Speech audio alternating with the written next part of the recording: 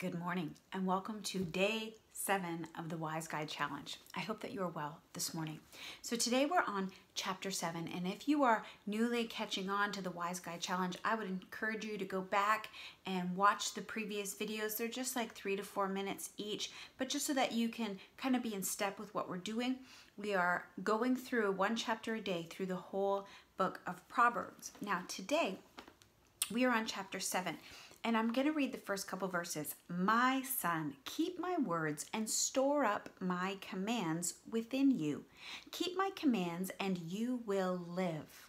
Guard my teachings as the apple of your eye. Bind them on your fingers. Write them on the tablet of your heart. Say to wisdom, you are my sister. And to insight, you are my relative. They will keep you from. And then it goes into this whole thing about the temptations and sin and all of that, that when we really care about the teachings of the Lord and the wisdom of the Lord, and we make it so important to us that it preserves our life and it keeps us from falling into temptation.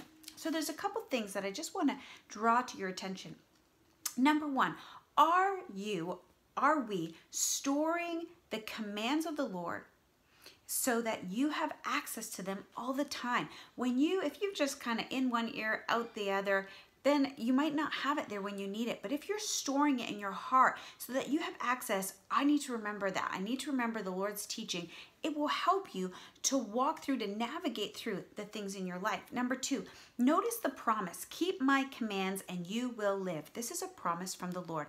Keep my commands, walk with me, follow my teaching, and you will live. So many people go through life so bound due to life's things, life's issues, but also the decisions that they make and the natural consequences that come with those life decisions.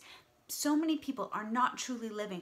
But if you live so with the Lord and follow the commands of the Lord, then you will live. Number three, guard my teaching as the apple of your eye.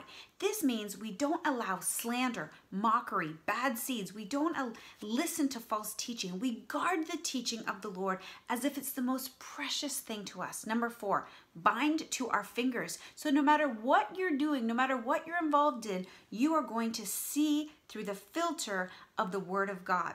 This will definitely help you to not fall into temptation, to not do things you shouldn't do. Because if the Word of God is so active, anytime you put your hand to something, you're thinking about the teachings of the Lord. Number five, write on the tablet of your heart. So no matter what you're going through, as you can process your feelings and your emotions, you are processing them through the filter of the Word of God.